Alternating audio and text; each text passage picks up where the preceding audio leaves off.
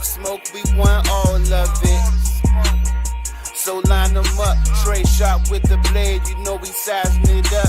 I'm quick to catch the fade, you know Styles making the cut, cause we coming out clean every time that we showing up. It's gonna be called The Barbershop. Yo, what up, folks? Welcome back to a brand new week of the Barbershop Sports Talk Podcast. We are streaming live on Instagram, Facebook, YouTube, Twitter, and on Twitch. I'm Trey Frazier, and that's the homie Maestro Styles over there. Yes, sir. Yes, sir. What's good, man? What's going on? Man, never dead, never down. What's going on with you?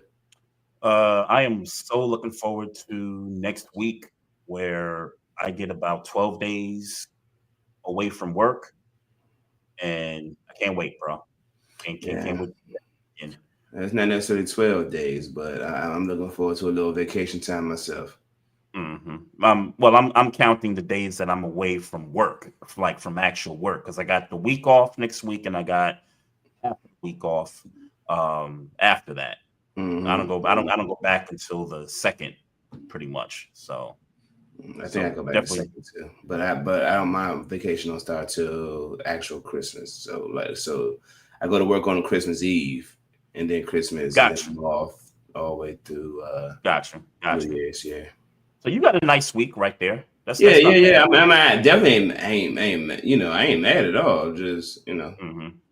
Yeah. That's what's up. That's what's up. We got a good one tonight. It's Steelers Ravens week.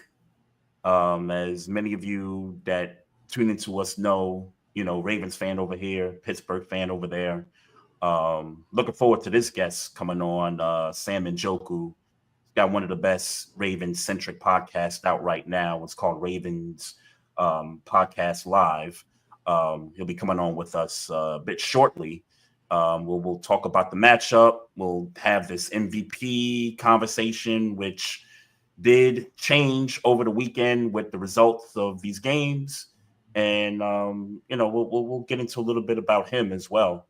But briefly, bro, I know you said you wasn't scared about the Eagles, but I mean, they dealt with us, man. Like, and I will say this, man. We lost handily. Mm-hmm. I think clearly things went off the rails when Najee Harris fumbled in the red zone. Mm-hmm. If we were able to, we got turnovers early, and if we were able to turn it into more than 3 points, then we'd be having a different game. But that's the shoulda, coulda, wouldas. What actually happened is we got a thorough ass whooping, and if like I said last week, if there was a game to lose in the stretch of the regular season, this was the game to lose. Mm-hmm. NFC game not so much burns when they got to do the playoffs, but as much as I wanted to win that game, to kind of get a feel for where we at amongst the best in the league, we didn't, and I guess I know where we stand as far as a team right now. Now, I would, to the Steelers fans, we ain't have George Pickens. Hey, look, man, maybe he makes a difference, but he probably doesn't. But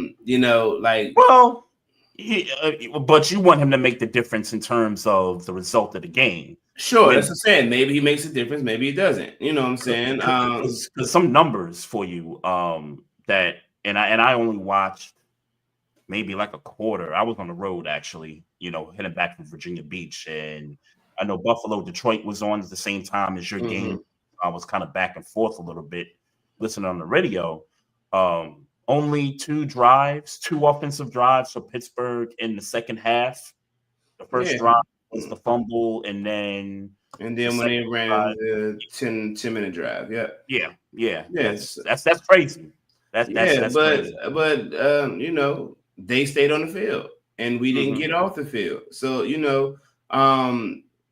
which is why that drive was more was so crucial. That drive where he fumbled was so crucial. Things happen and all the all the shit that it's a game. It's why you play the game. All the quirks. But at the end of the day, he fumbled at a terrible time. Just is what it is. You gotta respect that Philly did handle business and we didn't. And I don't like it, but I get it. I'm cool with it. I got to be at peace with it at bare minimum. So yeah, still looking for that win in Philly.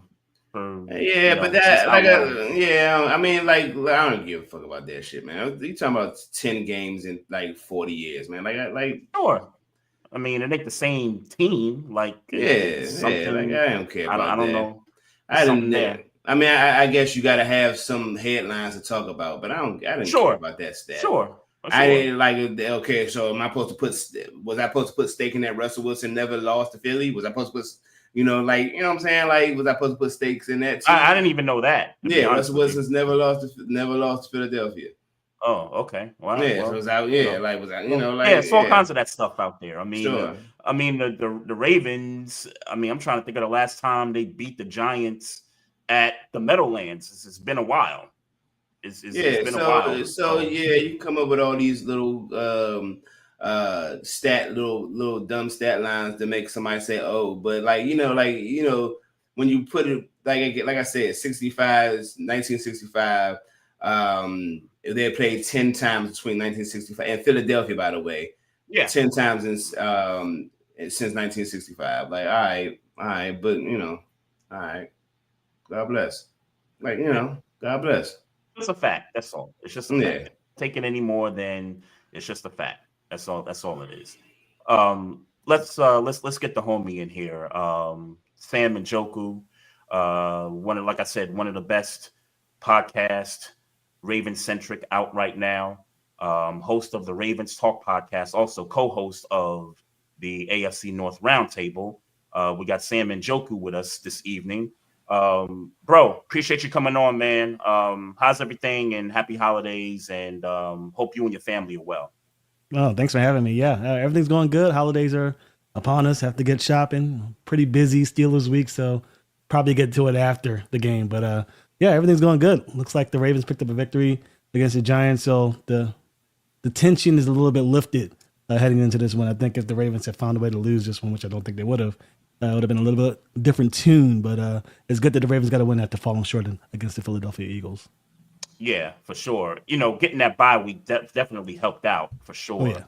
Oh, yeah. Another Jackson 5 for Lamar on Sunday, which has kind of put him in this MVP conversation, which we'll talk about later. Y'all nicknaming 5 touchdown games now? Oh, yeah. That's the thing. Absolutely. Jackson 5. Yes. That ain't got shit better to do. You just mad because you ain't mad. No, trust me. It's clever, but you over here hating on the cleverness. It's okay. I get it. You thought that was fly. It's okay. I got it's okay. It's you okay. thought that was fly. Gosh, it's all right. It is. I didn't know we was doing that. My fault. I didn't know this was fly. That show. I didn't know this was that show. My fault. I didn't know. I didn't get the memo. It is fly. And Sam, by the way, best friend for 20 plus years. Diehard Pittsburgh fan. So I peeped that. Yep. You already know what it is. Yep. Already know what it is. But Sam, just talk a little bit about yourself, because you've worked in media previously, and correct me if I'm wrong, you worked for WJZ in the past. Yes. Is that right? Yes, their website. Yep. Okay, yeah. Talk about that for a little bit, and kind of how you got into sports media and how you was able to kind of stick with it up to this point. Yeah, so it's an interesting story, actually. I went to school for pre-medicine. I was going to be a medical doctor. I finished pre-med, decided I didn't want to do it. I actually wanted to get into writing. I was actually going to be a novel writer. I still have that aspiration, actually. I thought about that about a week ago. But I was looking for literary agents to give me some advice on how to get started. And one of the literary agents had an actual plug with a now defunct website called examiner.com. I'm not sure if many are aware of it. But yeah, I was with examiner.com for a little bit. It took about a year or two for the editor to get in the good graces with the Ravens PR team. They wanted to see my stuff and make sure that I was actually legit. After I got that nod from Ravens PR, they brought me in. I got to be a beat writer for the Ravens for about 3 or 4 years. And during that stint, CBS Baltimore would take some of our articles sometime and use it because they didn't at the time have any writers. I think Jerry Coleman was the only writer that they had for WJZ. There was a position available. WJZ, I'm the first person they thought of. Came in for an interview, got the job, and I worked with the digital content at WJZ. So I wasn't just doing Ravens at that time. I was doing Ravens, Orioles, Terps, Wizards, and all of that stuff. Afterwards, I actually decided to go back and do medicine. I got my doctorate in pharmacy. Before that, I decided, a friend of mine, Todd Karpovich, who actually is a writer for Baltimore Sun, had a position open over at Sports Illustrated covering the Ravens. And I did that for a little bit. And then afterwards, a lot of fans liked the way that I rolled, and my speech is very narrative in nature. And they decided that maybe I would have an opportunity to listen in for a podcast. And I decided to go that route. And it's been smooth sailing ever since. 2 or 3 years of doing it, and it's been a blast.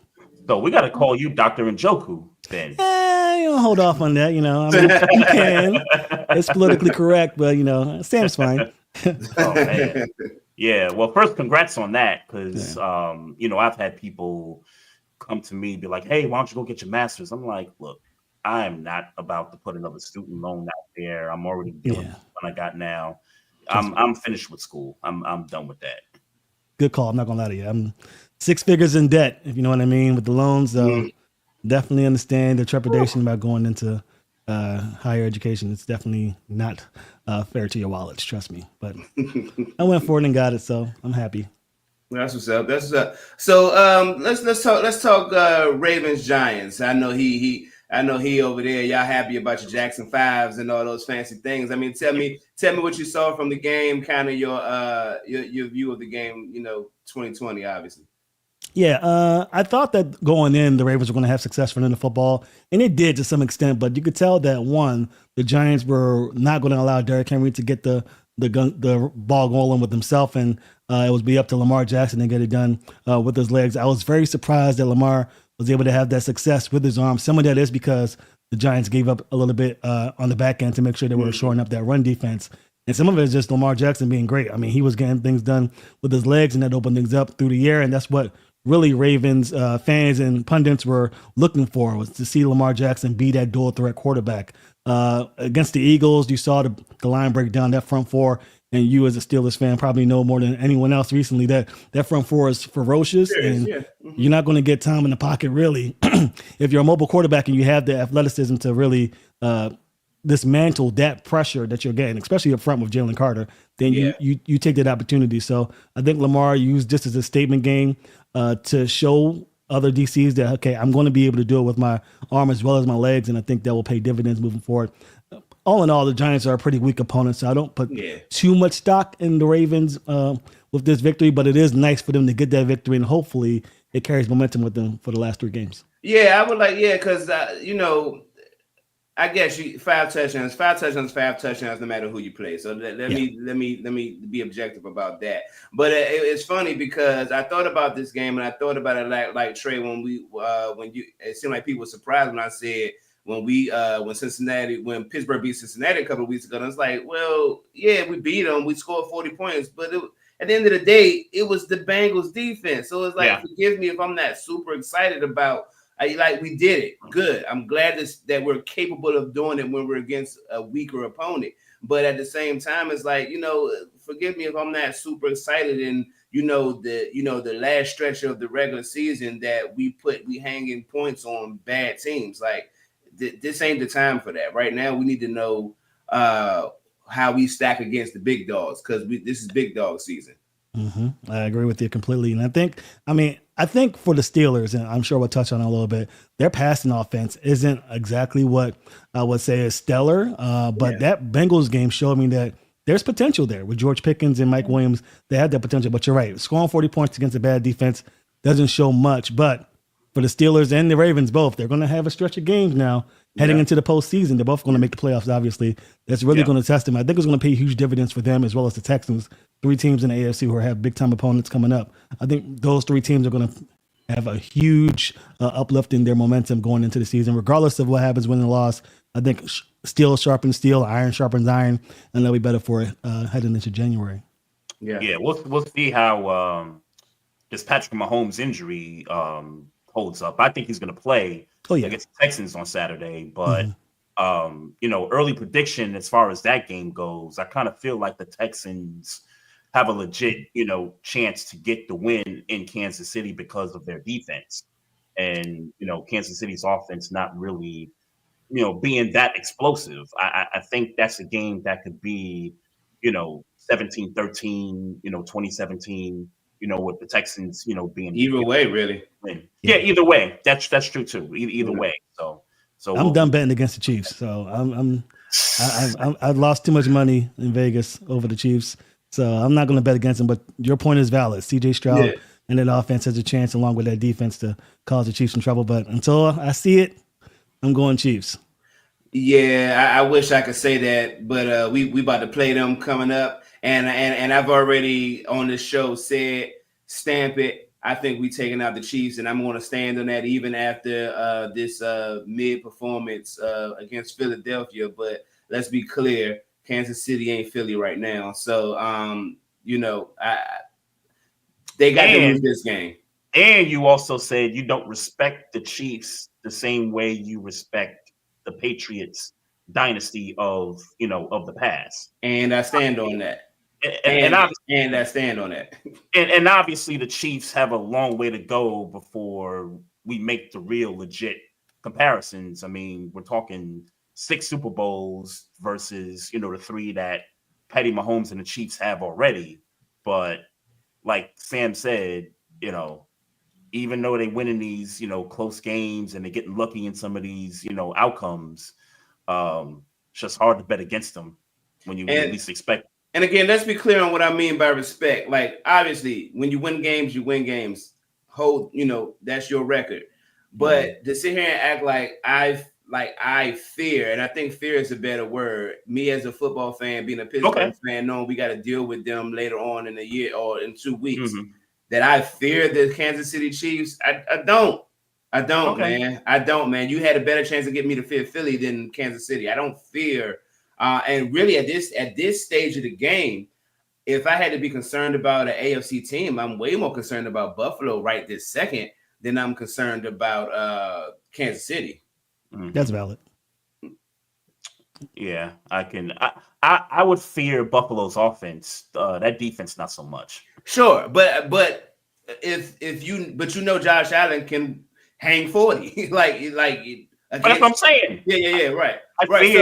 So sure. Right, but so my point is like, and we ain't talking about, again, we're not talking about Cincinnati's defense. Like, Buffalo ain't playing the best defense, but we ain't talking about Cincinnati bad. We talking about a team that, if it has to come down to it, Buffalo's defense may be able to get a play that can seal the game, or a drive that can seal the game. Like, this ain't the same thing. In a shootout situation, I could see that. Yeah. So Sam, let's. How do you feel about Baltimore's chances in the playoffs? And the reason why I asked is, it was obvious reasons. They're all going to the playoffs. We talking about playoff teams. This ain't the time to be talking about, bad teams or teams that's trash. But obviously, y'all have Super Bowl aspirations. Y'all are in a window where y'all should be winning where y'all should be, talking about Super Bowls every single year going into the year. Where are you standing about your playoff chances now for Baltimore? I'm feeling pretty good. There are concerns. One is the interior of the offensive line. We saw it demonstrated massively against the Eagles. That interior against dominant defenses in that front 4, front 7, they struggle. It is what it is. And the Ravens have definitely shown that they're willing to live and die by whoever's out there. And that is Patrick McCarthy and Daniel Falele. So Ravens fans have to live with that. But my other concern would be the penalties. Now, in the postseason, penalties do reduce. I think referees, just by nature, decide not to use penalties as a way for teams to win or lose games. So you see that reduce a little bit. But still, the Ravens are by far the most penalized team. So that undisciplined type of football will cost you in the postseason. We've seen it with the Ravens time and time again. I remember 2008 against the Pittsburgh Steelers in the AFC Championship. Flags cost the Ravens. I forgot who the guy was that tackled the guy on the sideline and gave the Steelers a chance to win the game, but that was a huge penalty. So those little things are what I'm looking out for. But as far as talent goes, I don't think there's a better team talent-wise, top to bottom, than the Ravens. Their defense has finally come to form. I think they're tops in pass defense since making that correction with Kyle Hamilton, moving him to the back end. And this offense, at least against the Giants, showed that they can be consistent. Do I expect them to be as consistent moving forward? That remains to be seen, but at least we know that they have the talent to do so. But I think the interior of the offensive line and just the penalties that they seem to occur on a weekly basis concern me. But overall, I think they match up well with a lot of teams, and I think they have a shot. But we'll see. Yeah, even with the Giants game, when you talk about penalties, 12 penalties in the game for 112 yards. That's been the constant. Now, I think defensively in the last 3-4 games, I think they've picked it up from where they were, the first half of the year. So I have more confidence in the defense moving forward. I don't have as much confidence as far as cleaning up the penalties. And obviously it just depends on who the ref is at that particular game. Some refs like to throw flags all crazy and others just like to, let them play. So, we'll see what happens. Yeah, I think this Ravens team has a shot, but I think it's week 15, week 16. You are who you are. The penalties aren't going to go away now. We know that they're just undisciplined, and hopefully their talent overcomes that and helps them get a championship. But that penalty stuff isn't going to be corrected until next season. How are you feeling about this Deontay Johnson situation? We trade for the guy. He does get some snaps. He does fall on the field when some of those plays, and then come to find out during the Eagles game, he decided he want to check in the game, get suspended from the team. Now they're saying he's suspended from all activities this week without, releasing him. And I understand why they're not releasing him. Where do you think, is this just not a good fit for him, or is it just the fact that there's just too many receivers ahead of Deontay Johnson when it comes to the pecking order? Well, I used to roll my eyes every time I hear the coaches or front office say play like a Raven, but now you're seeing what they mean by that. I mean, you have to have a different mentality to be here. I think these receivers, God bless them, they're in the offense where sometimes they'll get those 2 touchdowns like you saw with Rashad Bateman, and sometimes you'll get 2 catches. It just depends on the play or what the defense is giving you.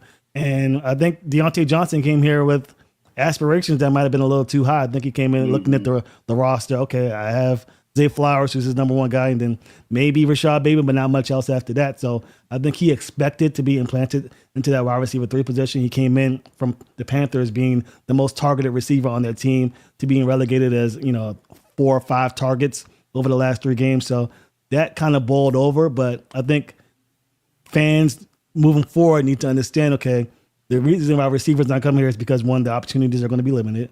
And 2, some people just don't have the mentality to be that guy, that unselfish guy to come in and block for 30 snaps and only receive 5 or 6 opportunities. So I think the Deontay Johnson situations isn't really going to affect the Ravens that much. They didn't give up too much for him, and they're still holding on to that hope that they can get a comp pick, which is why they haven't cut him or released him.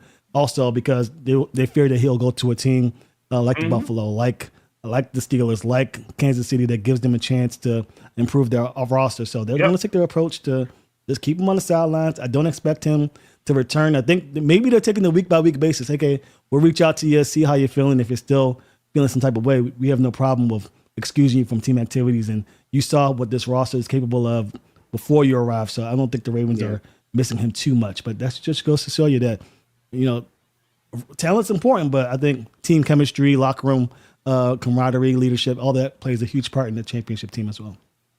Yeah, had my boy Ted Walker come in there for a touchdown. And Sunday. You don't think that the coaches did that on purpose? Right, right. Yeah, right. Of course. Right. That was a statement. Right. They showed him, look. Definitely a statement. Yep. Yeah, I mean, you look, I thought, because they picked him up, if I'm not mistaken, they picked him up right before Pittsburgh week, the first game.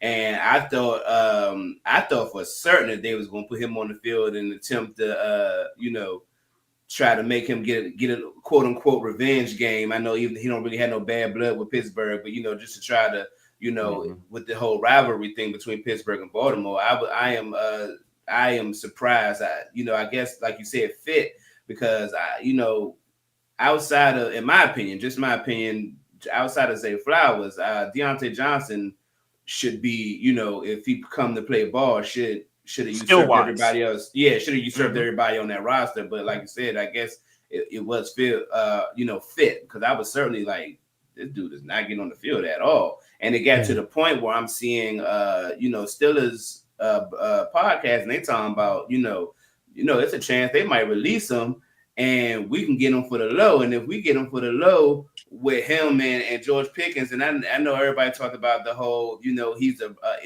problem and all that, but I think get him on the league minimum, and with our lack at a second wide receiver, I thought for sure that it might have been a chance that we got him, but. Yeah, I think you got to realize John Harbaugh. He's John Harbaugh. He's the head honcho, and he wants that locker room under his control. And when you see a player who disobeyed a direct order, and that's pretty much what it is, he's not going to let that fly. He's going to use that as an opportunity. I think there is some credence and there is some understanding that needs to be had in Deontay Johnson's situation.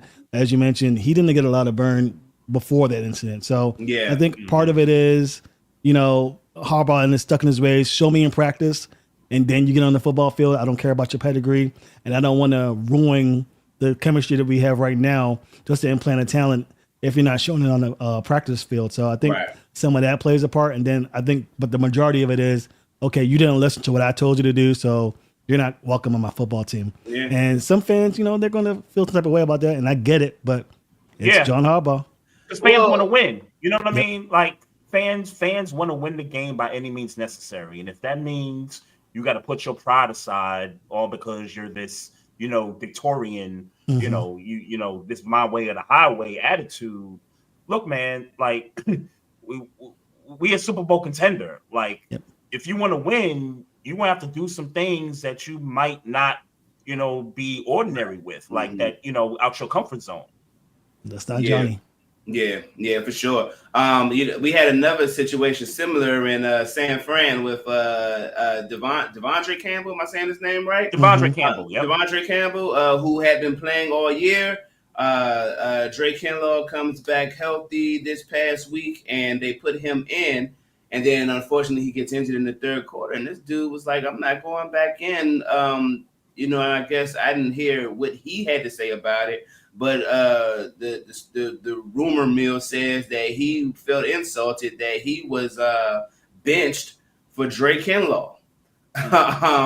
It's insanity because I don't know if he realized, but he wasn't even the 49ers' first option. They was trying to get like Kendricks, the cat that's over in Dallas.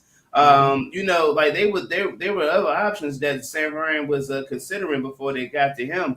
And I'm sure he came in and, gave a valiant effort. I don't know how good or bad he was in San Fran. I know they got a losing record, and I know they don't necessarily, tell the whole tale of the defense. But I mean, I guess we all have to admit that it speaks to ego, pride, and you kind of get what comes with it if you don't have the leverage. I mean, if you don't have the leverage. In Deontay Johnson's case, this is what comes with it. I hope he finds a team where he could be utilized in the way he wants to be utilized when I think they eventually cut him in the offseason. But, this wasn't a fit for you, bro. And I would like to add, you did this in Pittsburgh, and that's what got you in Carolina in the first place.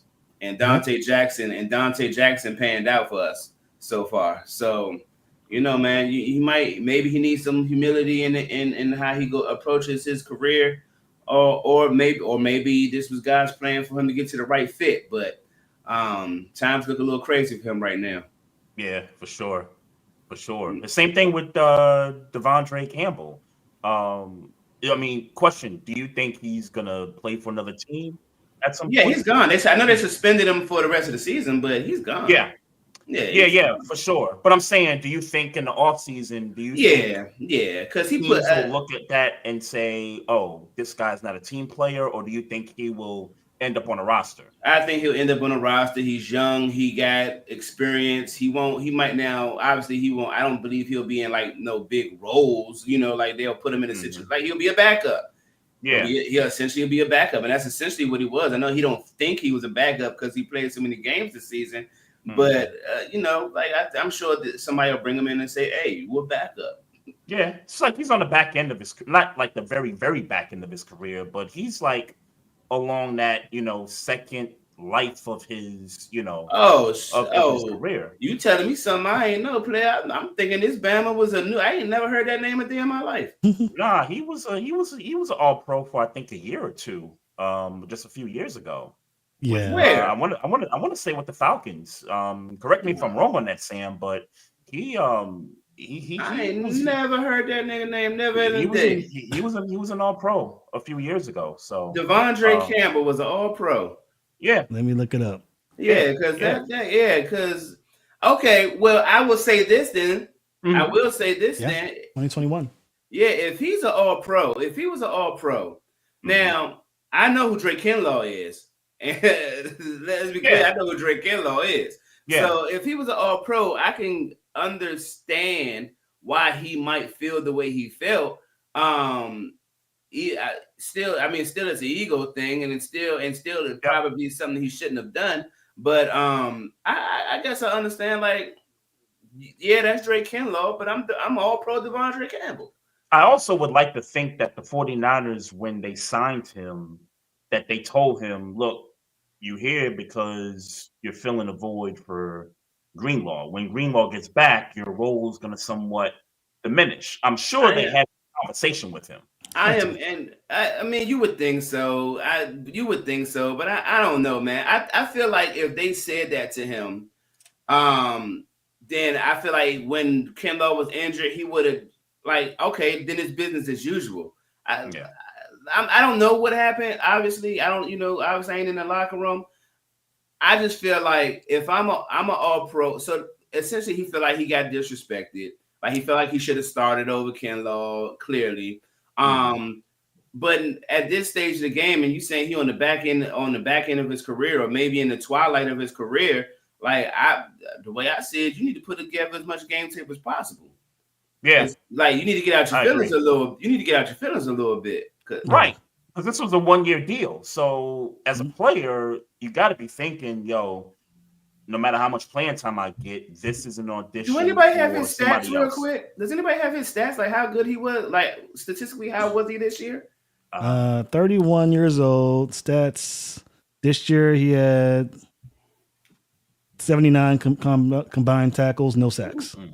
I mean, 79 tackles. 79 is not bad though. Yeah, that's pretty good. That's pretty good. Yeah. So he felt like he was good enough to stay in the game, to not be benched for Drake Kinlaw.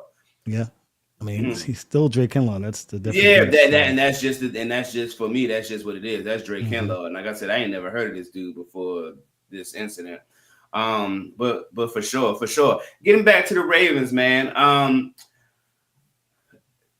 Me and Trey have been having this argument for a few weeks now. And while he can admit that Lamar Jackson's MVP ranking has gone down, I'm interested to know how you guys feel like do you guys feel like his stock has risen after the 5 touchdown game against the Giants?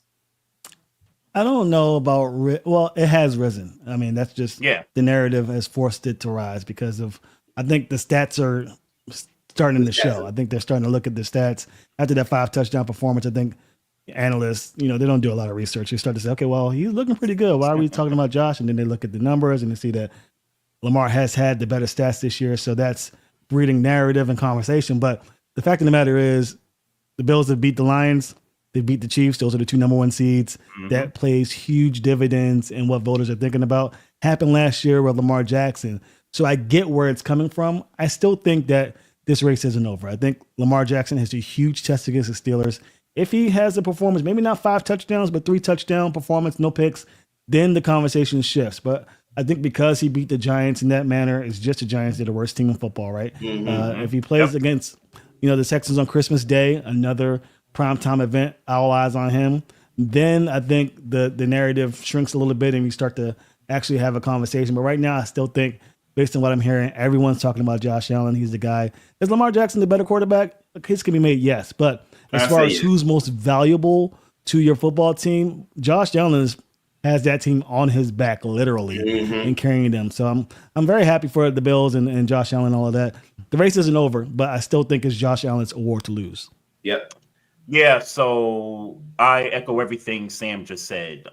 There is a race. Lamar did creep back into it with this 5-touchdown performance. I just scoff at the people that, like, Dan Orlovsky on Twitter said the MVP race is over. And I'm like, you got to stop that, bro. Like, the race is still on. And I'll add this too. Saquon's stock dropped over the weekend. I think he had 65 yards rushing, something like that. Yeah. So his stock is dropped. He's number 3 for me. But there's still an opportunity, I think, for, those two guys, Lamar and Saquon, to be in this race all the way until the end there. So for me, Josh is 1, Lamar is 2, and Saquon is 3 for me right now when it comes to the MVP race. Yeah. Sam, what's your thoughts on the idea of Saquon Barkley winning MVP possibly? I mean, this last weekend was a prime example of why I don't think he has a shot, because he doesn't have the ball in his hands on every snap. Only the quarterback does. The quarterback in the center are the only two people on that football field that has the ball in their hand every single snap. So they're going to get the most attention.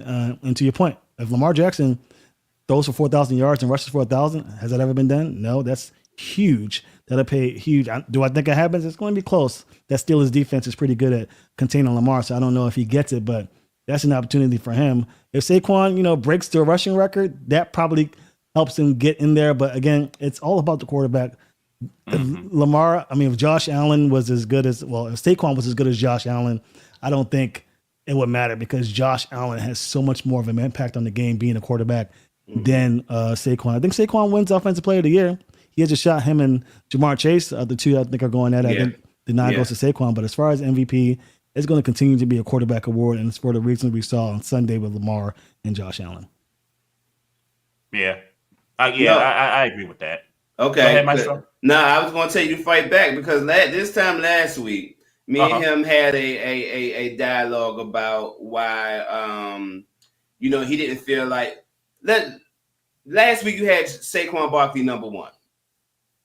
I did. Yeah, so I did. Who did Josh Allen play last week? But that's the reason why it's a race. The Rams. He lost. lost. I agree. So at that point, I think I agree with him at that point, because losing to the Rams isn't for me an indication of MVP status. You lost.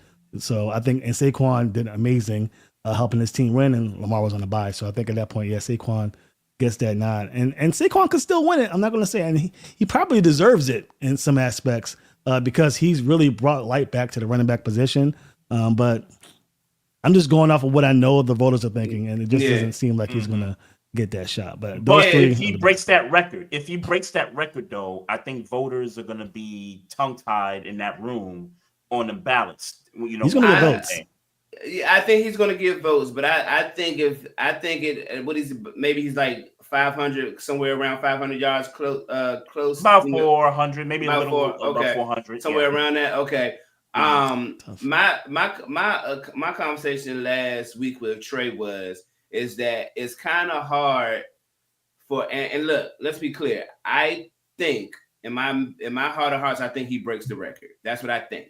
Like I said to Trey last week, he'll get his 60 yards against Pittsburgh, and then he'll go on for the rest of the year, and and eventually get the yardage he needs to break the record. They got the Commanders next week, then Dallas, then the Giants, which would be so fitting. He might get it. That's what I'm saying. I think he gets it. I get to break the record against the team that screwed him over. That would be awesome. I love that. It was hard for me last week to put him at number 1, because up until you do the phenomenal feat, like you could be on the way and all the things, up until you have you actually break the record, this award is still a quarterback's award. Josh Allen, this team is still on Josh Allen's back, whereas Saquon Barkley, I get that he's the most productive player on the team, but, you know, there's still Jalen Hurts, A.J. Brown, Devontae Smith, that defense, you know, that's around that team. That's kind of hard for me to put him in that number one slot until the phenomenal happens. Right. And the narrative about Buffalo in the offseason was they would take a step back. Everybody looked at Miami as potentially being the team, the challenge for the division. People looked at the Jets as, you know, the team to be leading that division. And, you know, the Bills won the division, 3 weeks ago? Something crazy like that. So yeah, all that narrative that's, you know, been talked, and now to get up to this point, I do understand Josh Allen being the leader for the race right this moment. But make no mistake about it, I'm going to stick up for my guy, and legitimately so. I mean, 37 total touchdowns, 3 interceptions. I think he has maybe 3 or 4 fumbles. Statistically, he's there. He's there. There's top no 5 argument. in a lot of them categories too. Mm-hmm. So, you know, I think Josh Allen might be top 5 in maybe one of those categories. So, you know, so we'll see. We'll see. They flexed the Buffalo Patriot game to a national audience window, 4:30 this weekend, and help his cause. You know, it's helping his cause. Yeah, it's definitely going to help his cause for sure. And he's probably going to torch the Patriots. I'm sorry, and he's probably going to torch them.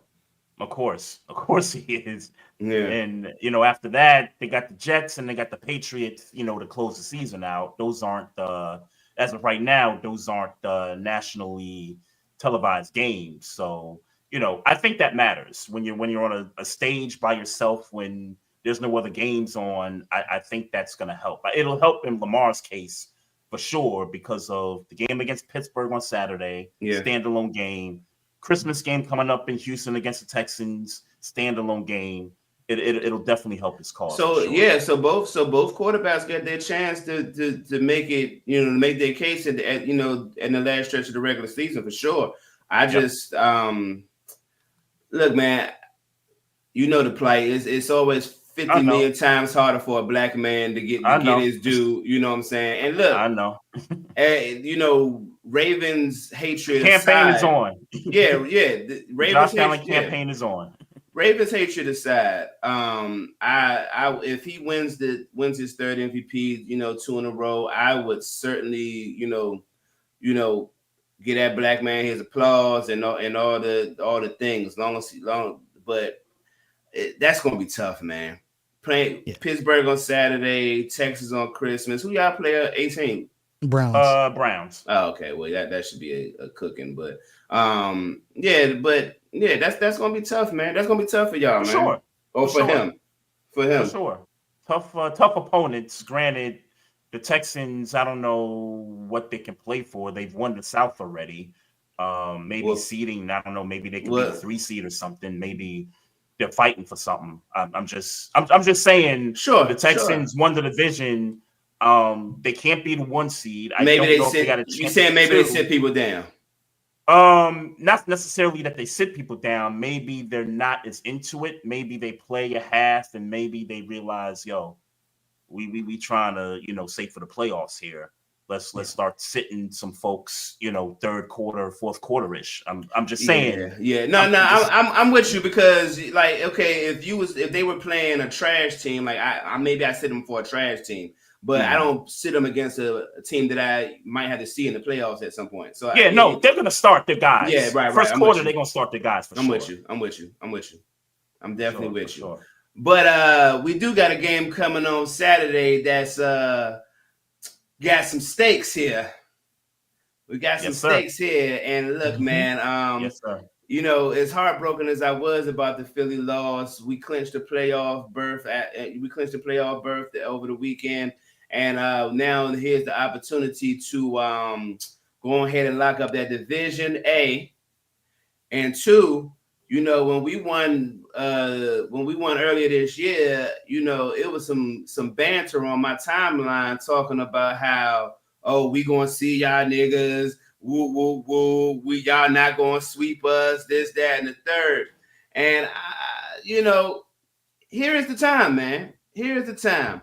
Like we said, y'all wasn't going to run away from us. Well, look, I would never in a million years think that y'all wouldn't be, little bros wouldn't be right there up under the big bro to remind us that, hey, love me too. You know what I'm saying? Like I get it. I know and Sam, I'm gonna let you get the first bid because you are probably going to be the most objective person on this show. Go ahead, man. Let's preview Ravens versus Steelers in what's that stadium y'all play in again? M&T Bank. This dude's trying to be, you wild. So let's start off by the obvious. The Steelers own the Ravens. I think that is just, matter of fact right now. They won 8 of the last 9 games. So no matter who's played or who's not played, the numbers are the numbers. And I always start with that when talking about the Steelers because they did beat the Ravens in Pittsburgh earlier this week with Lamar Jackson on the field. So I think any Ravens fan who held that notion that the Steelers don't own the Ravens, that went away in that first meeting. There's 2 things that concern me about this game on the Steelers front. George Pickens hasn't practiced. Yep. TJ Watt hasn't practiced. Yep. TJ Watt, I think the Steelers would be okay if he didn't participate. I think he plays, but I think that if he didn't play, it wouldn't be as bad as if George Pickens didn't play. 100%. That offense looked completely different without George Pickens on the field. I think Mike Williams is a fine receiver, but after that, it's almost nothing. And the run game for the Steelers didn't get going. I know a lot of Steelers fans are wondering why the Steelers run game isn't going. Again, the Eagles front four is ridiculous. Yeah. I think the Steelers will have a better opportunity running the football against the Ravens than with the Eagles. I still think they'll struggle with it because the linebacker core of the Ravens are still dominant and can still do things. But I think they'll have a little more success running the football than they'll need to because if George Pickens doesn't play, I just find it hard to believe that the Steelers can get it done. I still think it'll be a close game. I still think that, a lot of things go out the window. I don't know and I've covered the Ravens for 15 years. I watch film prior to every game. For whatever reason, whatever I see on film does not translate on the field at all. When these two teams play, it's just a completely different atmosphere, a completely different game plan. It's nuts, actually, when you think about it. So I think it'll be close. So at the end of the day, it'll just come down to who makes the least amount of mistakes and if Justin Tucker can kick his field goals. If Tucker can kick his field goals, he was 5 for 5 for extra points on Sunday against the Giants. If he can continue on that up and up with the kicks, and I know he says he struggles a little bit more at M&T because of the wind, and I agree with that. When I look at him make those kicks and I see how the wind swirls in that stadium, I see why it's very difficult, especially with the lights and the Jumbotron and all that stuff. So his complaints have some credence, but I still think I'll give the edge to the Ravens. But again, if you're a Ravens fan, do not be surprised if this goes the other way because these two teams always play tight. And Mike Tomlin, who again I think is the best head coach in football, and it's probably not even close, really. I think it's Mike Tomlin and then a couple of steps and then Andy Reid. I just think that Mike Tomlin, I give him so much respect for what he's done to that program over the last few years. I still think that because of the way he coaches, it's going to come down to the mistake. Yeah. And do you trust the Ravens not to make a mistake when they've pretty much made mistakes the entire season? A lot's on the line. And so I'm going to go with Ravens, but do not be surprised if this goes the other way. George Pickens' availability, I think, says a lot about where this goes. I think if George Pickens doesn't play, the Ravens play this team a little bit different than they did the first meeting, and it could be a little bit of trouble for Pittsburgh. So I will speak from a betting man standpoint, and this is shout out to all my peoples that use FanDuel Sportsbook and all that stuff. So, hey man, we ain't getting paid for them yet. Huh? We ain't getting paid for them yet. No brand drops. Sure. But I bet on this stuff, right? So what's the line on this, Sam? It's -6. Ravens. I thought it was 6.5. 6.5. Yesterday, it could have been dropped a little bit. Yeah. See, I got a problem with that. And let me be clear: the Ravens are going to win the game. In my opinion, let me be clear about that. This might be the easiest bet of the weekend to just +6. +6. Yeah. I think that's the easiest bet this weekend. I don't know where. I don't know if maybe it's because of the Pickens absence that it's -6.5. For sure. Yeah. For sure. You think it's that? I Yeah, think it's for Pickens sure. and TJ Watt. Yeah. Okay. Okay. Sure. To me, I'm betting +6 if it's me, but I still think the Ravens win. Number 2, we have to get turnovers here because I said this to Maestro when we played the first time. The Pittsburgh does the little things right. They punch the ball out. They create turnovers. They create things where the other team makes mistakes, and that doesn't get talked about enough. And if I'm the Ravens, like, yo, why don't y'all do the same thing? Like, yo, knock the ball out, force a turnover here, here and there. Those little things really add up. So I hope they take that in consideration for this game, because this is one of those games where, yeah, we win, we're tied, and who knows what else after that. I know we went out, we still don't control being the division winner, Right. but for me, let's just win these games, and whatever happens. But we got to get this one on Saturday. Oh yeah. Yeah, man. You guys need it. You guys need it, but you just ain't gonna get it. And look, I did have a question though. Why do you think Justin Tucker, who's been a Baltimore Raven his entire career, feels to speak on the swirling wind conditions of M&T Bank? He's making excuses. I mean, that's probably the short and sweet of it. He's making an excuse. Yeah. It's valid. His excuse is Sure. valid, but I think mentioning there's a little bit of an excuse. I Thank you. See, we need more like you, Sam. We need more like you, man, because it ain't too many. It's not a whole bunch of objective Ravens fans that I talk to around these parts. Because listen, them winds been swirling when he was the best kicker in the league. Them winds been swirling before him. They gonna swirl after him. So I didn't really care for him to be speaking on that, but So I think it's the first time I've heard him say that. You just broke some news to me. I didn't hear him. Yeah, he did say that.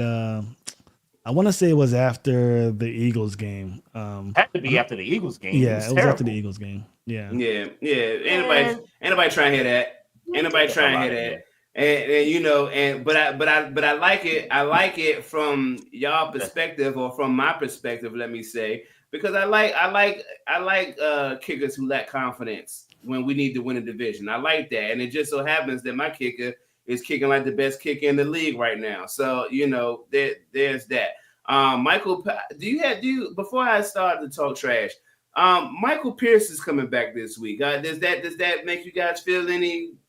Feel better, more confident. That's huge. But I will say Travis Jones he's been dealing with that ankle injury, so I think that kind of cancels out the pass rush potential interior wise. But yeah, that does help the Ravens out a bunch. Yeah, look, here's the only thing here's the only thing that, as a Steelers fan, I can honestly say I'm concerned about. Obviously, you respect Lamar Jackson. Let me be clear about that. Record-wise, we own the Ravens in the last 9 or 10 or 8 or 9, whatever it is. Right. Regardless of whether he's there or not. Yes. Right. But let's be clear. I will never disrespect Lamar Jackson and say, oh, we done beat him such and such times in a row. We got him. He ain't nothing to worry about, that type of thing. So I am always going to be worried about Lamar Jackson when we play, and I'm definitely always going to be worried about him when TJ Watt ain't healthy. Like, even if he plays that low ankle injury or something that they reported, even if he comes and he plays, I don't know that he's going to be 100% healthy. Though that's something to worry about. I love Preston Smith. I love Nick Herbig and Highsmith. But all them put together might be TJ Watt. You know what I'm saying? So, I would say I think regardless of who you guys play, moving forward, I think you should worry about TJ Watt, because the record without that dude, 1-10, I think I saw. Well, but this year, I can honestly say this year is a little bit different, and he has been hurt this year. So I if you come back and say that, I would say, all right, fair game. But like we are leading, we are tops in the league for certain in takeaways. I think we're still number one. If not, we're number two, number three. Herbig is punching the ball. Like we got, like it's not just Watt no more. It's not just Watt no more. And I'm noticing the evolution of him. Because he gets so much attention, TJ Watt. When Highsmith has been healthy this year, you got to check his pressure numbers. He is getting to the quarterback. It's not necessarily always getting turned into sacks, but he's getting to the quarterback. But I'm worried about Lamar Jackson. The second thing I'm worried about is the obvious. We look like trash in offense without George Pickens. It ain't no way to slice it. You was being very nice, and I appreciate that. We look like absolute trash without having the ability to just say, you know what, we struggling. Just throw it in the air and get somebody an opportunity to get it. You know what I'm saying? And I like Mike Williams. I think Mike Williams, if we hold on to him next year, may materialize into a number 2 wide receiver. But like he's not getting enough. He's not on the field enough. He's just not doing enough. Why do you think that is? I think they're trying to get him in for 2 reasons. One, people keep leaving Calvin Austin open. That's one. I mean, I don't know if it's because he's a great route runner. I think he's a decent route runner, but I didn't know like he's getting burned, like he's being productive. And then 2, I guess I can't really call him new no more after 5 weeks, but chemistry. It's a thing, right? Like it's a thing. But I think Steelers fans got a little psyched about Mike Williams because of that Commanders game where he just threw it up and he got that touchdown. And as a fan, you think, well, why don't he just do that? Just do that. Right. And they haven't done that. Well, I told you how I felt. I felt like Mike Williams, between him and Van Jefferson, if you asked me to pick one of those 2 guys to be your number 2 receiver, I would go with Mike Williams because of the history he's had with the Chargers. Van Jefferson, he was okay as a Ram, but he wasn't, that spectacular. Well, here's what I'll say, just based on, and again, Mike Williams hasn't gotten a whole bunch of snaps. Yeah. From what I've seen so far, it appears that Van Jefferson is a better route runner. He's better at the stuff that's not go routes. So there's that. Now, I need to be clear. Mike Tomlin won this division. He won Coach of the Year. He won all the accolades. I'm sure he'll tell you it don't matter. You're saying he wants it, not he won it. Oh, he wants it. Okay. He desires to have it. I was gonna say he didn't win one. Yet. He desires to have it this week. And he got competition. I'll tell you that. Of course, he got competition. But we don't look for comfort. We don't look for comfort in Pittsburgh. We do not look for comfort. We understand who y'all are. We respect who y'all are, but we want it more, and we gonna get it on Sunday. Look, everything based on injury reports, how y'all playing in comparison to how we are playing, would say that y'all would win this game and that this division race would go on to the end of the season. Look, man, I ain't interested. My team ain't interested. Tomlin ain't interested. I said we locking it up on sheer will alone. It's not going to be enough. And it's not going to be enough. Y'all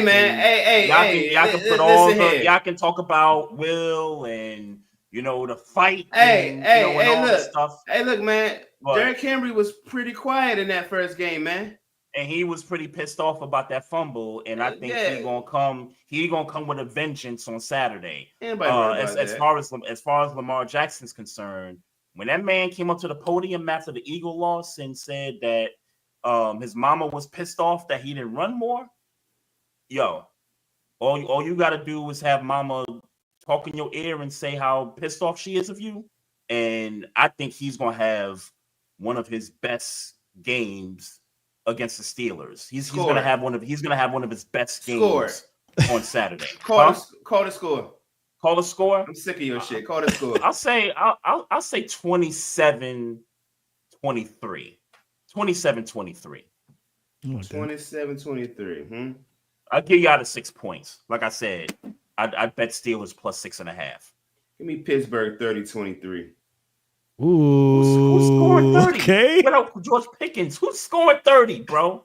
Hey, I don't like the defense gonna hurt. The defense gonna help out. We'll get a defensive score. We'll get a defensive score. And you know what's funny that we always do this, and then it ends up being like 17-20. Yeah, that's my pick. 17-13. We always do this, and it'd be like 2016, some wild, something crazy. 10-13. Yep. But I stand on it.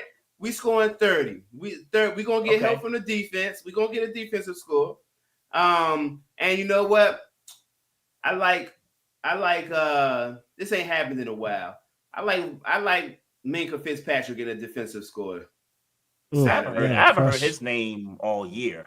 Yeah, sure, but do not sleep because he's been playing quality safety all year. I'm asleep. He's been playing quality safety all year. He's been asked to be with respect to Minkah Fitzpatrick, I'm sleeping on Saturday. He's been asked to be an outfielder, and for all intents and purposes, he's done that. We don't get a lot of explosion plays on us. Well, I think if the Steelers weren't wearing, if it was a team that wasn't playing, if the roster was built up of the same roster of Pittsburgh, different jersey, I would say the Ravens win by a touchdown, maybe even more. But this rivalry is different. I'm spooked by the first game. I'm not gonna lie to you because I was very confident in that first game that the Ravens would win, and it didn't happen. So I'm definitely spooked. But again, I think, and it's not without question that George Pickens plays. He might play. TJ Watt might play. Yeah. If I were you guys, I would kind of hold them off because you'll need him for the postseason. You kind of already clinched it. But that's fair. Knowing Mike Tomlin, he's going to play him because he wants to win this game. Yeah. It's the Ravens, man. Like it's the Ravens for the division. It's for the division. That's the thing. Tomlin understands moments, and maybe sometimes to a flaw. He understands moments. Like he know how we going. He know what that's going to do for morale to have that win now. And the only thing we worried about now is just how we going to compete in the playoffs. I think he's going to take this game serious. And once we lock up the division, maybe I think he's still going to turn up for the Chiefs too. But it's easier to play the Chiefs when you ain't worried about trying to lock up your division. And then you got to see what Chiefs team they trot out there too, because if they win, if they beat the Texans and what I'm trying to think, they're 2 games up on Buffalo. Yeah. I think. Yeah, Buffalo will need to lose for them to. Okay, I was gonna say because if they can wrap the 1 seed up, now you're talking about Kansas City playing Carson Wentz. Sure. Yeah. Sure. You know what I'm saying? Sure. So, well, I know you're talking about gauging yourself amongst the best, but we might not get the gauge, is what you're saying. Right. Yeah. Right. That's fine. Well, okay. When we lock up the division, if we got to trot out Carson Wentz versus Justin Fields, that's fine. I'm fine with Fields that. in practice today, by the way. Yeah, I know he had the abdomen injury. Yeah. Okay, well, fine. Carson Wentz versus Cal Allen would probably be more competitive anyway. That's fine. That's absolutely fine. But I tell you what, I've been seeing a lot more Justin Fields, coming in for certain, packages. We knew that was happening though. Yeah, of course. And a lot of folks have now, the people that was praising Russell the first few games since he's been back, now because of some lackluster offensive performances, it's we need Justin to come in. And look, I understand the back and forth because these guys are 2 different quarterbacks that bring in 2 different skill sets. So I knew from the jump that it wasn't just going to be Russ. It was always going to be we could sprinkle in Justin Fields here and there. Like I've been seeing them closed out drives at the end of the game. Yeah. That's smart. Against the Ravens. Yeah. And it's the Ravens, right? And I felt like they did it against somebody else earlier in the year. Well, I think it was the game after the Ravens. Bengals. Thank you. It was the Bengals. So I would expect that moving forward. But the NFL sometimes NFL can be funny sometimes, especially with storylines. And I just realized they love like a revenge story kind of a thing. y'all could be looking at the Broncos, in the wild card. I'm looking forward to that. I saw that. I'm looking forward to that because Russ didn't play in the first matchup.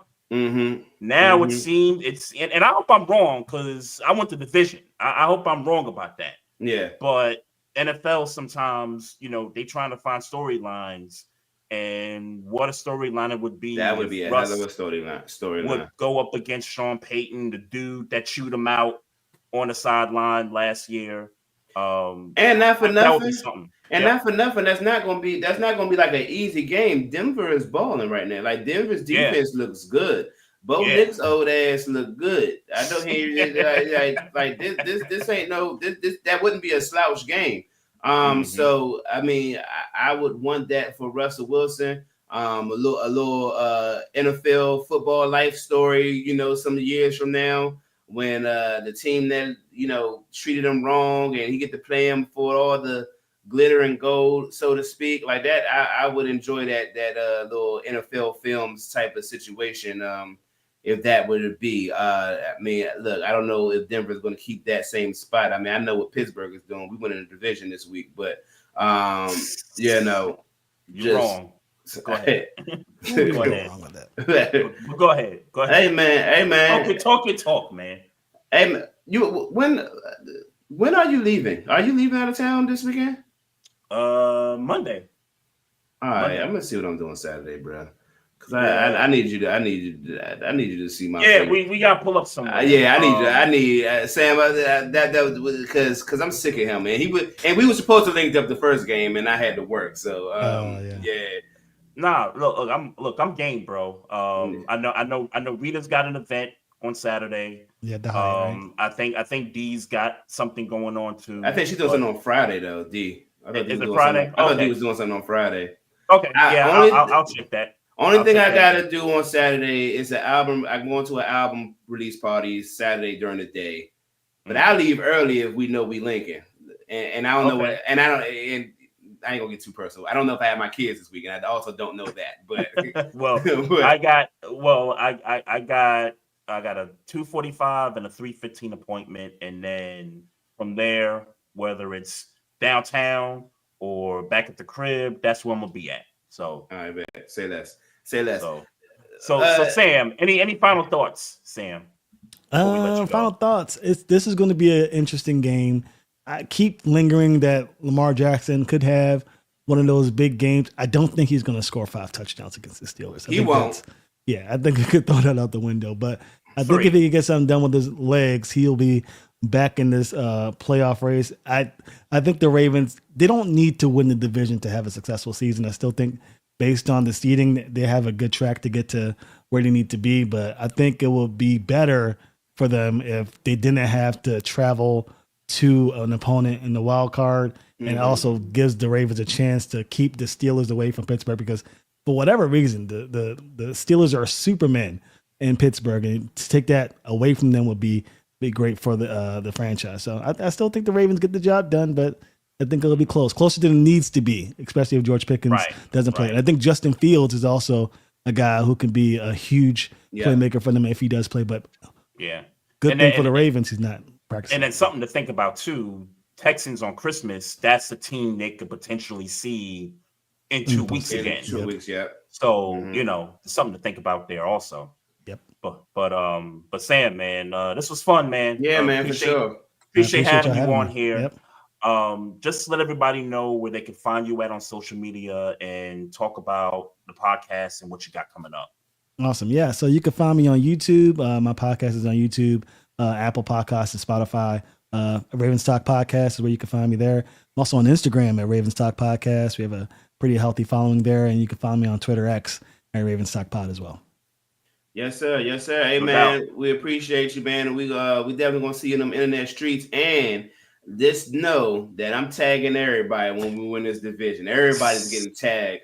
Trippy's getting tagged. Everybody's getting tagged. Rita is getting tagged. Everybody's getting it. Oh, my girl Rita. Oh man. So we love Rita. So Sam, yeah, we love her. We love everybody. But Sam, when we advance in the playoffs and the Steelers get knocked out in the first round, we'll be doing all the tagging Steelers fans. I try not to do. There are some Steelers fans that I actually loved. A lot of like healthy rivalries in Twitter that I talk to. But yeah, there's a couple that I'll tag. But I'm pretty chill when it comes to that. I try not to rub it in their face. But I get if the Steelers fans want to do it because the Ravens won last year. I think he's lying a little bit. I only tag you, and really only you. When I think the first game we played, Rita. I think Rita puts a tweet up like, "Don't embarrass me" or something. She does that every week, right? I know she does that every week. So I retweeted like, "Yeah, you're gonna get embarrassed," and And that was it. She didn't even respond. She does that, and I get why she wouldn't respond that week. So of course she wouldn't. She liked me too much. She don't want to cuss you out. Man. Yes, sir, man. We appreciate you, boss, man. And we'll see you in them streets. All right, man. Appreciate you guys. Have a good one. Yes, sir. All right. Yep. You too, bro. Appreciate him. Always good to have on some guests. And yes, indeed. For certain, make sure y'all follow his stuff. Like I said, one of the best Raven-centric podcasts out right now. I got some quick hitters, man. Me too. Got some quick hitters. We can stay in the NFL. I guess we touched on Devondre Campbell and that situation. Yeah. And, hearing both sides. Interesting, conversations. You heard both sides? I've heard both sides of it as far as Ryan Clark's opinion was, don't even come to my face. Like, you dead to me as a teammate. Mm-hmm. Like, you basically quit on the team. Right. And I can understand that, view of it. And then at the same time, shout out Bart Scott, he came up with the opinion of, hey, you don't know what this guy was going through, and I think you talked about it as far as like the ego is concerned. Like, I've been getting all these snaps all this time, and now you trying to take away snaps from me in the biggest game of the year for us. I mean, that was a division rival. So I can understand both sides of it. I guess my thing is like, what's the end game for Devondre Campbell? And you're of the opinion that you think he will end up on another roster in the offseason. But that was before I realized, before you told me he was 31 years old and an all-pro. Let's be clear, I still feel the same way. He will not be on the 49ers at the end of the year. He will be on another team in a backup capacity. But I didn't. But that even makes me feel more confident he'll be on another team. I thought he was just some. I had no idea. Like I said, I didn't know who he was up until this incident. So it was interesting. That's interesting that this is a guy who was an all-pro in 2021, and they kind of like I said, I get it from his perspective. I do understand it from his perspective. He's somebody who's accomplished in this league and felt like he was given a short end of the stick for somebody who just came off of injury. I get that. Yeah, I get that. But I still would have went back in the game. Me too. I would have definitely went back in the game. I would have just, let the pride go, get in the game, and just, remember, you're auditioning for other teams. Yeah. So, and, and I didn't realize he was 31. I thought he may have been like 28, 29-ish. And he had it, and like Sam was saying, reading off his stats, he was having a good year. Mm-hmm. He was, for sure. 79 tackles. That's a good stat to have through. What are we through? 14 games. So that's a good fucking stat to have. For sure. Yeah. For sure. Yeah. Shout out to Michael Vick, man. Michael Vick got a head coaching job at Norfolk State. Was that official? Yeah, it was official before I got onto the show. They said it was a rumor that he was supposed to went to another school. I don't remember what the other school was. Sacramento State was the other school. Yeah. And that's the last thing I heard. Yeah, okay. He is at Norfolk State, which makes a lot more sense than Sacramento State. I know the Tides are maybe just a nigga looking for a job, but Norfolk State. It's not a school tie. It's a area. He's from that area. That Hampton, Virginia Beach. Oh, no. I was talking about, I wasn't understanding the correlation between Sacramento. I know he's from Virginia. Got you. My fault. Yeah. My fault. Yeah. Yeah, I know. Yep. I just got it here. Yeah. Yeah. Norfolk State. Yeah. Congrats That's to huge, him. man. Congrats to him, Yeah, man. for sure, man. For sure. On Love his, that. Love that for him. On his Dion blueprint. Yep. Love For that sure, for him. for I mean, sure. shout out to folks like Eddie George, who had a Yeah. great year coaching Tennessee State, and some other guys, man.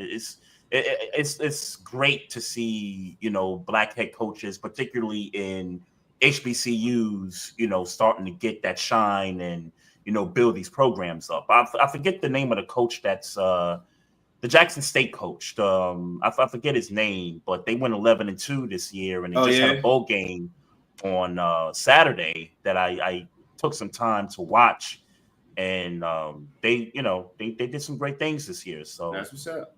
So for That's sure. what's up. Sticking with the NFL, week 17, I think. Yeah, week 17.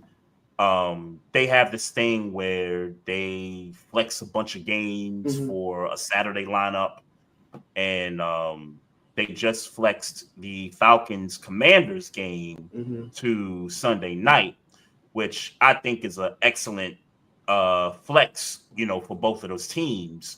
Given the storylines, you got Kirk Cousins playing against his old team, you got Dan Quinn coaching against his old team.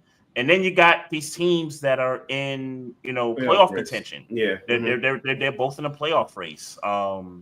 The Commanders got Philly this week, which I kind of see as an L, just on the face of it. I don't I see it as an L.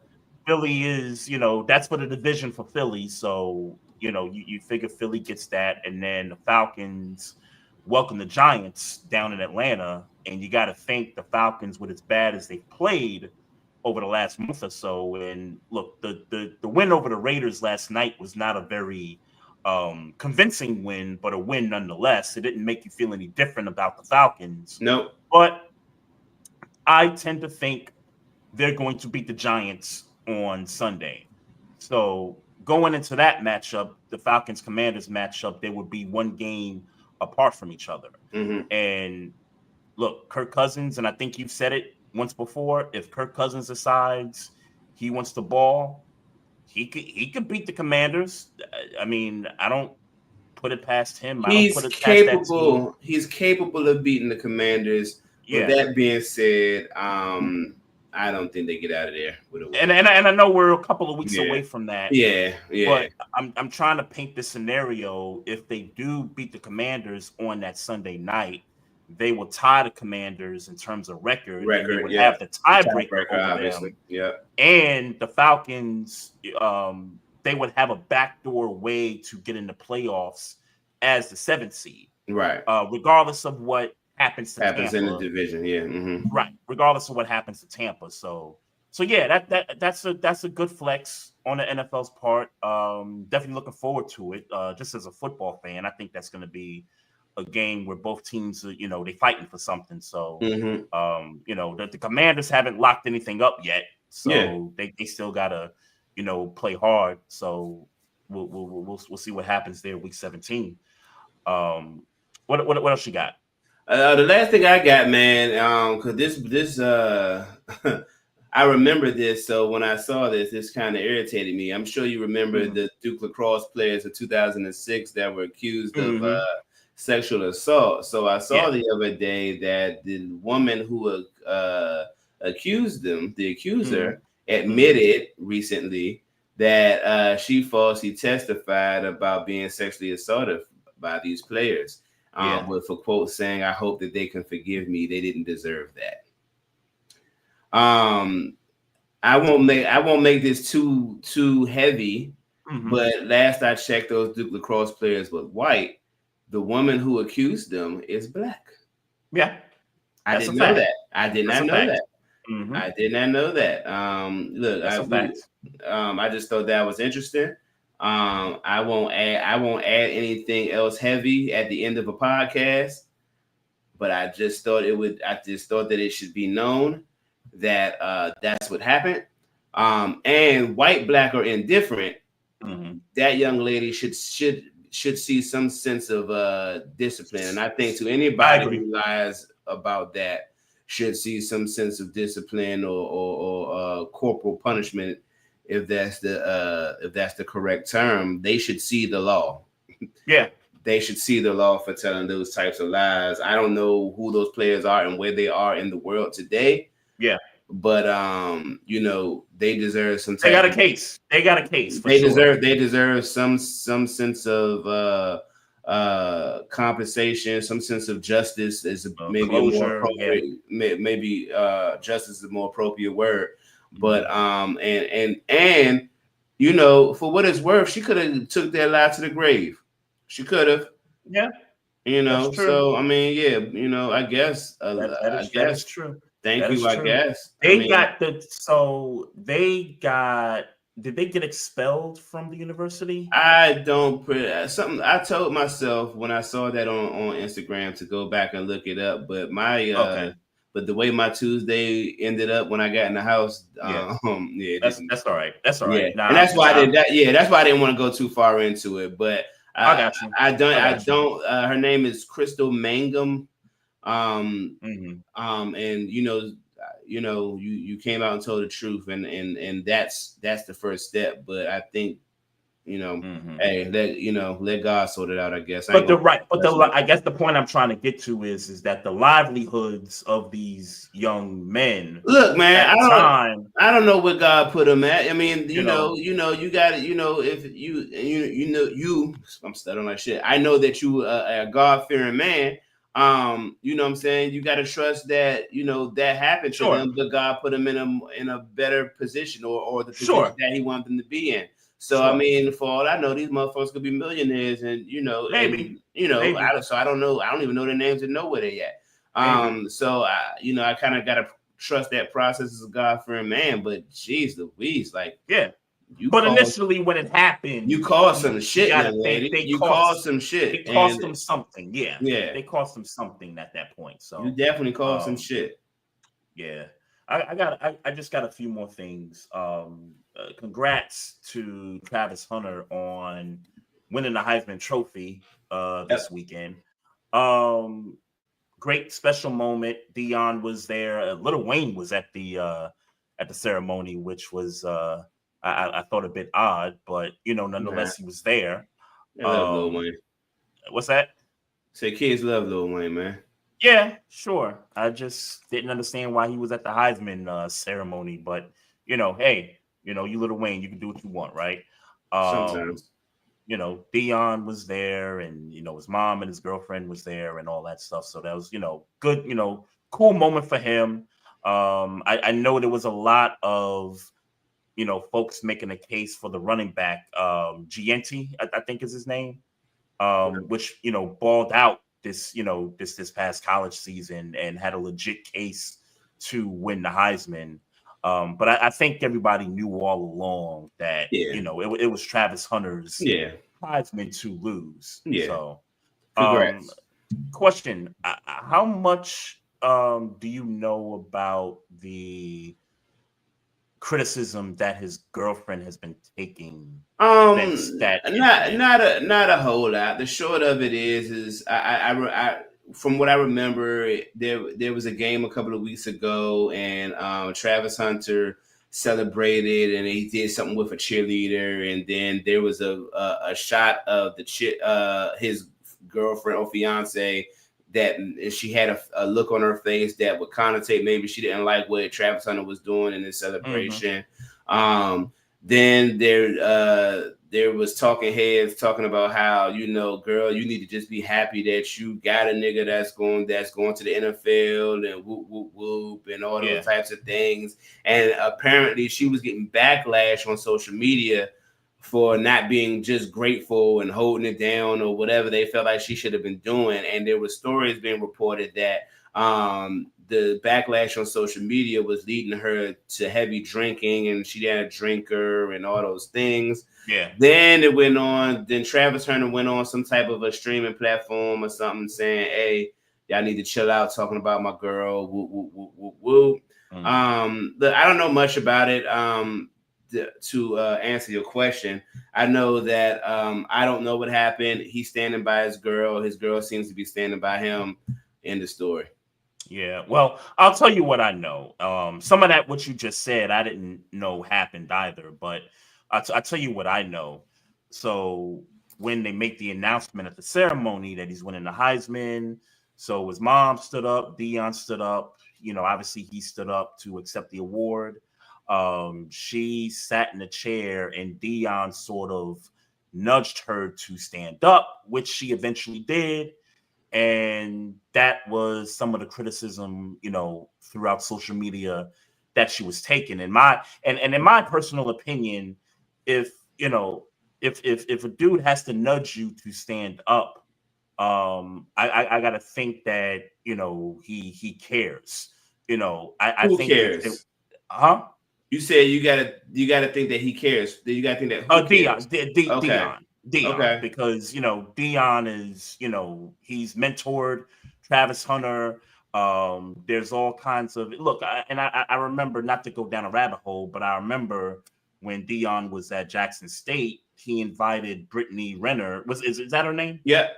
Yep, I remember he invited her to talk to the team at the time to kind of talk about the do's and the don'ts of being an athlete when it comes to women and things like that. So, but to get back to this point, I think Dion cares about his fiance, and I think he cares about Travis Hunter.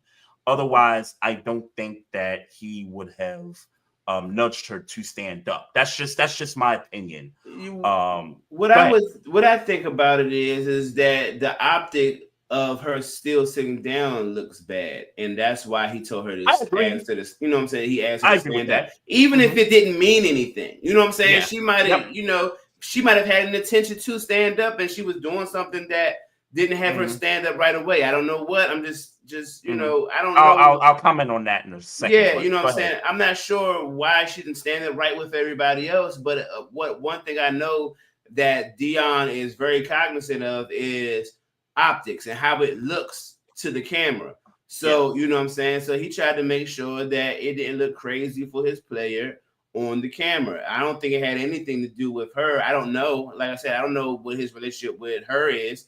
Um, I know that Deion Sanders coaches Travis Hunter and does these types of like the Brittany Renner workshop. They does those Yep. types of things to Hmm. educate or have us educate their players. So Yep. I'm sure that he saw the situation before it happened or before it got crazy and said, hey, stand up. Yep. Yep. And I don't put a whole maybe I didn't see it close enough, but I didn't, You definitely didn't see it though. I didn't put too It, much it don't. stock It, into it. it, Oh, it, it don't I didn't watch it. Oh, I didn't watch it. Right, right. So That's what I'm saying. yeah, That's what I'm saying. Like you definitely didn't see it, so that's why I had to kind of bring it to the table here. But to address what she explained about that situation, so she came out with a 7-minute TikTok video explaining everything and responding to the backlash of not just what happened at the ceremony, but she did address the stuff that you talked about earlier as far as Travis's interaction with other females, the games and all that stuff. But I was more focused on her explanation for being nudged to stand up by Dion. And she basically said the reason she didn't stand up initially was because she saw his mom not get up immediately. But then by the time his mother stood up, she felt like, you know what? I'm going to let them have at the their moment. moment in front of the camera. I'm going to step off to the side and not take away much attention. Let them have their moment and I'm good. But then Dion said, hey, come on, stand up. So, and that's part of why I feel like, yeah, Dion cares. Like, yes, the optics look bad, with her just sitting there and everybody else standing up. But I also get the sense from what she explained in the video and from what I saw, during that ceremony, that he does care because he cares about Travis Hunter and his well-being and stuff. So I'll just leave it Yeah, at that. that's what's up, man. And again, shout out to that about to be union. That marriage that's getting ready to Yes, happen. sir. Shout out to Travis Hunter. Shout out to his fiance. Shout out to Yes, sir. Dion, and everything. Congratulations on all that, Big man. big year coming for them. Yeah, Big year for coming sure. for them. For Yep. sure. But like to sit here, and, that I leave that for them niggas on Twitter and social media. But I'm not gonna pretend like that was a big thing to me. You know what I'm saying? But shout out to Dion and again, even with you explaining it to me, it still feels like more optics than caring. And again, that's not to say he doesn't care about the girl. Yeah. I'm just saying that it would look crazy for Dion mom, Travis Hunter stand up and his fiance not stand up. That looks crazy. Absolutely. You know what I'm saying? So, but shout out to everybody involved for sure. Absolutely. One last point from me in regards to the WNBA. Shout out to Asia Wilson on ringing up with Nike on a 6-year extension. You okay? No. I was sitting there thinking in my mind that we talk about Caitlin Clark when you talked about Asia Wilson. Okay, I'm gonna get to Caitlin Clark. Oh God, we gonna make it to 2 hours. All right, go ahead. Well, I just want to congratulate Caitlin on Athlete of the Year per Time Magazine. She was on the cover. I know there's some stuff behind that. Yeah. Your team, you're the owner of your Mystics came out and was like, would have been better if like the whole team was on there or the league or something to that effect. And I was like, man, shut your behind up. Like, what the hell are you talking about? Yeah, it's athlete of the year. I'm glad I ain't see those comments. It's athlete of the year. Bro.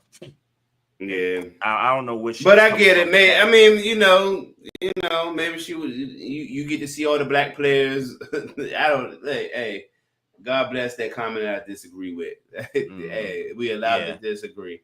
But yeah, shout out to Asia Wilson for sure. And what I'll say about Caitlin Clark, I promise I will make it short.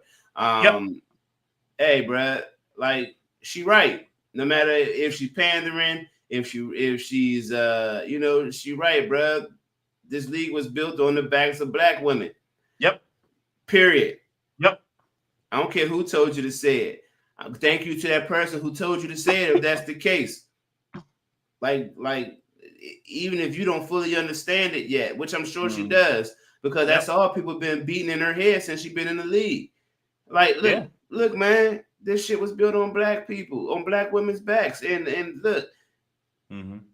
And you came into the league and took it to another level. And you took it to another level. And God bless. And thank God for her PR team that if she didn't come up with that on her own, that told her, hey, yes, you took it to another level and you just want to play basketball and all those things.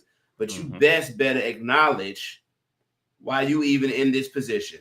Yep. You better acknowledge it. And I wanna call out the fake fans of Caitlin Clark that were never real fans of her, but just wanted to use her as sort of a token to exercise your racism, towards the black women in the league, toward the gay women in the league. Like y'all was never fans of her from the jump. Y'all just wanted to put y'all racist narratives out there to say, oh, this white girl is the league and y'all better bow down to her and all this crap. Like y'all was never down with her. So if y'all wanna stop being fans of her because she gave homage to the Lisa Leslies and the Cheryl Swoops of the world and the Maya Moores, who by the way was her favorite player coming up. She said that on multiple occasions, in case y'all didn't know. If y'all want to be, less fans of her because of that, y'all could go. Yeah. But look, God bless, man. She got plenty of black fans. Yeah, for sure. I like Caitlin Clark. Yeah, I like her game. I like her game. So yeah, for sure. So that's what's up. Let's get to some picks, man. It's week number 16, man. 3 games left. Let's start. We got the Broncos in LA taking on the Chargers. It's gonna be a hell of I'm gonna have to cut that TV on Thursday night, man. That's a hell of a game. Hell of a game. So Denver's a 6 seed. The Chargers dropped to the 7. 7, yep. I'm going to take. I'm going to take the Chargers in an upset if that's considered an upset. I'm going to take the Chargers. Something to say. I know Denver's playing better right now, but it says Chargers got something to say. Yeah, division rivals. So, these things kind of go either way. The Chargers have not had a great month. Yeah, for sure. I don't know what's going on. The defense is getting exposed, I think. Tampa Bay smoked them last week. Right. I thought that was the best win of the weekend, Mm. with all the games and stuff. Because I remember us going through Tampa's schedule, and when we said they can win 4, but they'll probably lose 1, that was the one I thought Tampa would lose to, was the Chargers. Mm-hmm. And the fact that they got that one, that really, puts them, at the level to win that division there. Right. I'm gonna stick with the Broncos, because I think the league, and again, I hope I'm wrong, because I want the division, but I think the league is trying to line up Broncos Steelers as one of their first round matchups for storyline purposes. I forgot about that. I changed my pick. Give me the Broncos. All right. Forgot Saturdays. about that. You said you forgot about that. I forgot about that storyline because Pittsburgh's winning Saturday, Denver's winning on Thursday. All right. Saturday, Texans at the Chiefs. At the Chiefs. Yeah. I'm gonna take the Chiefs. Okay. Patrick Mahomes or no Patrick Mahomes, I'm gonna pick the Texans. I feel like that Texans defense, I think, can really, really get after it. And Kansas City's guard play, as far as on the offensive line, it's not been great. Man. Yeah. I feel like Texans got that line; they could really get after it a bit. So it's an upset. So I'm gonna go Texans in an upset. And then Ravens, Steelers. You look, man. You already know where I'm at, man. 27-23, Ravens, tying for the division lead, and y'all better not slip up against Kansas City moving forward. 30-23 Pittsburgh. We win a division Saturday night. I'm trying to figure out where y'all getting 30 from, but hey, man, it's your world. I'm just living in it, bro. That's a fact. No, it's not a fact. You said it. I ain't said it. Sunday's games. Give me the Falcons over the Giants. Yep. In Atlanta. Detroit at Chicago. I'm gonna take the Lions. I'm sure you're gonna take the Lions also. Yep. Division game here. Cleveland at Cincinnati. I'm gonna take Cleveland in an upset. Sure. That defense is terrible. Yeah, we know it, but DTR starting. Jameis Winston got benched, so I don't see DTR scoring points. Interesting. Yeah, interesting. I kind of do, because I don't think the Bengals have a lot. And you also know Chubb is out, and Chubb is out too. Oh, with the broken foot, right? Yeah. Right. But they got Jerome Ford. Yeah, I mean, not that I'm not saying that like he trash. I'm just saying, Jameis Winston going to throw that ball. Jerry Jeudy, I don't see Jerry Jeudy having an impact, being impactful no more. I don't know that Njoku has the same impact as when he, somebody that's going to let that ball go. Yeah. I don't see them. I got Cincinnati scoring at least 27. And I don't see Cleveland being able to score 27. All right. I'll still take Cleveland in an upset. Another division game, Titans at the Colts. I will take the Colts at home. Yeah, sure. But why do we even have to talk about them? I'm not. I'm moving on to the next game. Rams at the Jets. Rams. Boy. That boy washed, man. Come on. What, Rodgers? That boy washed. He beat Jacksonville this weekend, man. That boy washed. Yeah. Boy, because the Rams are playing some ball. Like they're playing some good ball right now. But and then Seattle just lost against Green Bay. Right. It's just something about when those teams come east, man. It's just something about that. Where I don't know if it's jet lag, I don't know what it is, but roster for roster, I'm gonna take the Rams in this one, but I don't feel confident about it. All right, Commanders hosting the Eagles. I think the Eagles Yep. lock up the East right here in the spot. Yep. By at least 7.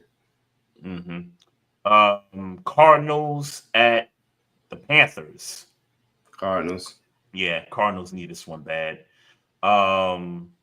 Vikings at the Seahawks. Vikings. If Geno doesn't play, I'm picking the Vikings. Geno, what has he got? A knee injury, I think. Something like that. I know he got injured. Yeah. Yeah. So I think it's all dependent because I think Seattle could beat Minnesota. Minnesota's slow starts. They've had some moments where it looked like the game was getting away from them. Seattle, I think the type of team that can maybe pull an upset off. But if they don't got Geno Smith, I'm picking the Vikings in that one. Buffalo hosting the Patriots. I think Buffalo smashes New England. Yep. And then we got Jags at the Raiders. I'll take the Jags. I'll take the Raiders. Raiders want Shador. I'll take the Raiders just because you took the Jags. 49ers at the Dolphins. Give me the damn. Talk about right. That's what I was just thinking. Imagine like what we saw for both of these teams at the top of the year. Give me the Dolphins though. Yeah, this was supposed to be the 425 highlight game until they flexed over Buffalo and New England. This was both of these teams were supposed to be in contention, but pack these teams up. Give me the Dolphins at home in the heat. Yeah. Sunday night, Dallas hosting the Buccaneers. Bucks. I'm taking the Bucks, but I don't feel confident in it. I feel like Dallas is that type of team where if Micah Parsons and Diggs and those guys, Diggs out for the year. He is? Yeah. Oh wow. Micah Parsons on his podcast answering rumors about him possibly being traded. So you think that team is checked out? I just don't think they're gonna beat the Buccaneers, but all right. No, I just feel like, and you brought up the news about Diggs. I didn't even know that, but I felt like maybe that defense could show up against Tampa in this spot here. They hosting Tampa. Yeah, he didn't play against Carolina though. You said he didn't? Mm-mm. Oh, okay. Yeah. Wow. All right. Yeah, I guess I got to go with the Bucks. And then Monday night's game, I'll take Green Bay over New Orleans for sure to wrap it up. So, folks, this is the last show in 2024. We'll be back Thursday, January 2nd. So, for y'all looking forward to us, we'll be back on that day, same time, hopefully. Everybody out there, just want to say happy holidays. Feliz Navidad. Yep. Happy Kwanzaa, whatever holidays you celebrate out there. Just remember one thing, just that family time is important. Make sure y'all, go spend time with family, enjoy the memories, it's precious and all that good stuff. So, got any words, Maestro? Enjoy your holidays, do your thing. Pittsburgh, AFC North champions, and we'll see you next year. You're right. Who that? Dez Bryant going for the win. Yeah, that was my Dez on my DMX or whatever. I don't know. Oh yeah, DMX birthday tomorrow, by the way. Yeah. Happy birthday to the legend for sure. Yeah. Continue to follow us, folks. We're on Facebook. Click the like button. Also on YouTube, click that subscribe button. Also follow us on Twitter at Barbershop SPOR. Barbershop SPOR2. Follow Maestro at Maestro Styles on Twitter, Instagram, everywhere else. You can follow the podcast on Instagram at Barbershop Sports Talk Podcast. Also, if you got questions, comments, you can hit us up on the email barbershopsportstalk1@gmail.com. And like I said, folks, happy holidays to everybody out there. Y'all stay safe in the streets. Y'all, wherever y'all traveling at, Be careful out there. You know, however y'all get into where y'all getting to, enjoy it. And we will be back in 2025. We got a huge year coming up, Maestro, for sure. Yes, sir. Let's work. So yeah, let's get to work. Love, peace, and happiness to everybody out there. And as always, folks, for the last time in 2024, mind your damn business. Drink some water. Oh yeah, we got him. Trey, Frazier, and Maestro styles, you know we got one. Right back like we left something. We don't duck smoke, we want all of it.